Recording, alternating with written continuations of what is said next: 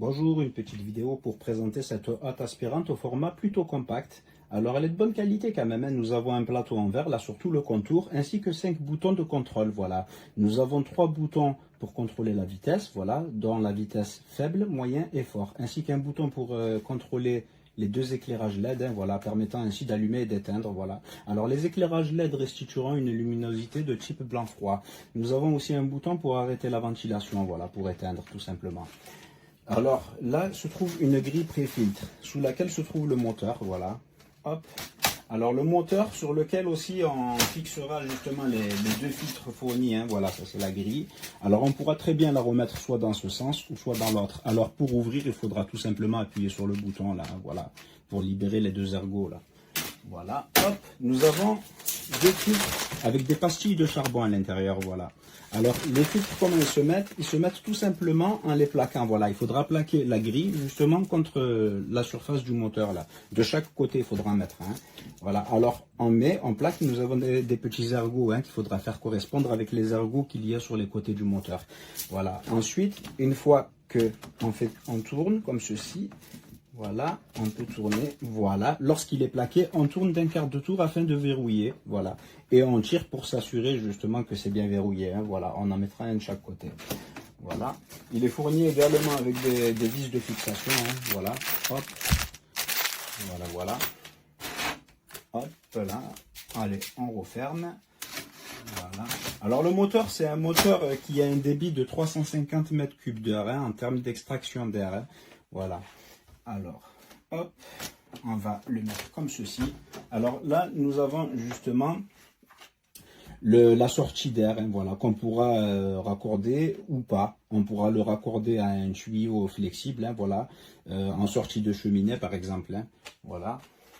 Alors le tuyau, il faudra un tuyau, si on souhaite le raccorder comme ceci, il faudra un tuyau de 150 mm, voilà, 15 cm, voilà, nous avons 15 cm là.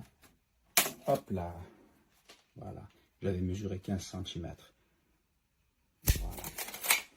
Alors, en termes d'encastrement, voilà, parce qu'on pourra l'encastrer sous un meuble uniquement, hein, voilà, on ne pourra pas la mettre contre un mur, hein, il faut le savoir.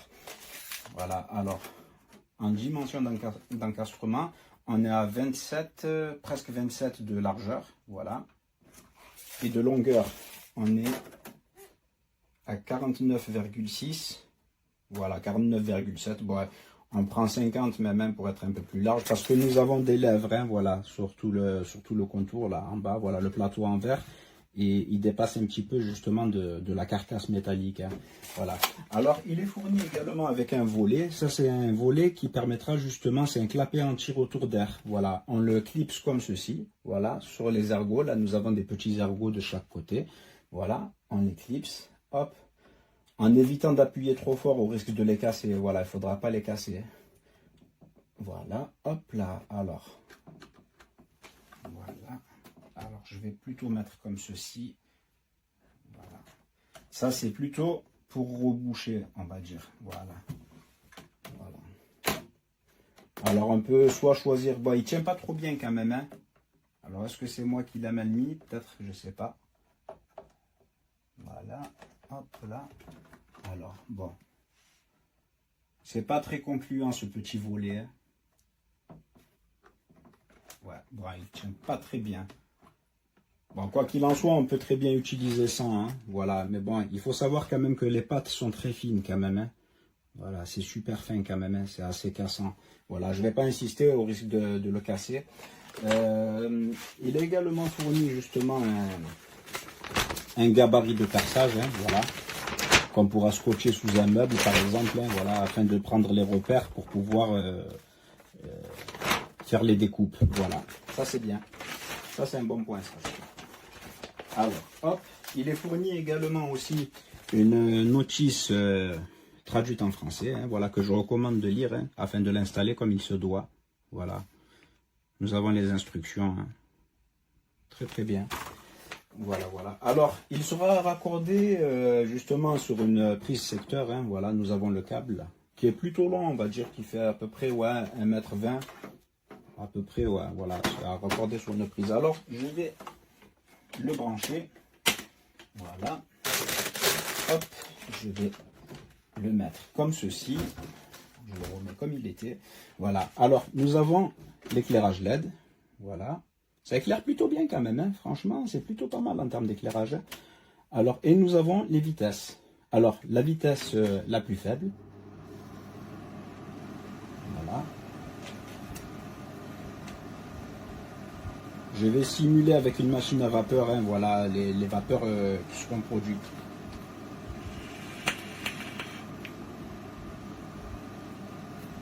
Voilà. Hop, vitesse 2. La vitesse moyenne, c'est l'intermédiaire. Ouais, ça aspire quand même. Et là, c'est la vitesse la plus puissante.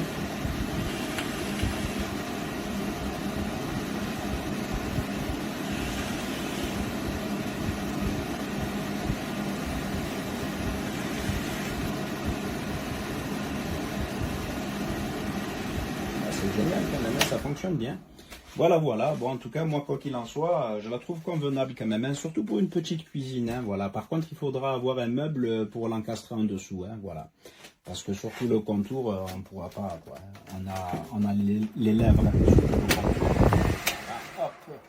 Vous voyez, si là, il n'y avait pas la lèvre, par exemple, on aurait très bien pu l'encastrer contre un mur, hein, la plaquer, voilà, en hauteur.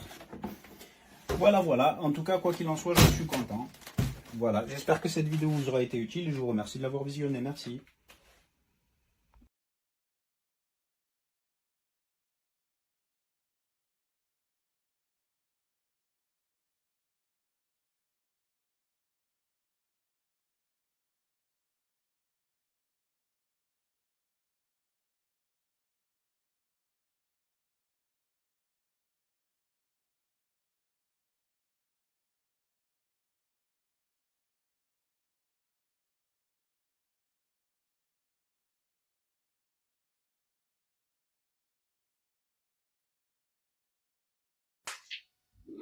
Bonjour. Alors comme ça, vous cherchez une petite hotte aspirante et vous êtes tombé sur ce produit et vous vous êtes dit, tiens, je vais regarder la vidéo. Bon, bah donc la voici. Vue de l'extérieur. Donc les dimensions exactes sont de 49,5 sur un petit peu moins de 27. Donc le trou devra faire ces dimensions. Donc on va trouver quoi? Au-dessus, on va trouver donc l'évacuation. Je pense qu'il est possible de mettre un tuyau d'évacuation. Il y a suffisamment assez de pouvoir mettre un petit collier. Et donc on peut avoir une évacuation extérieure si on le souhaite. Alors, visuellement, elle est plutôt pas mal.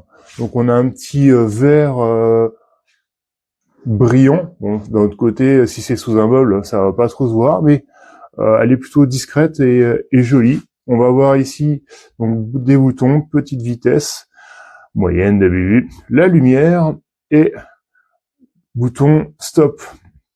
Donc elle se branche avec une prise standard. Donc elle se branche très facilement. Il n'y a pas de manipulation électrique à faire de base.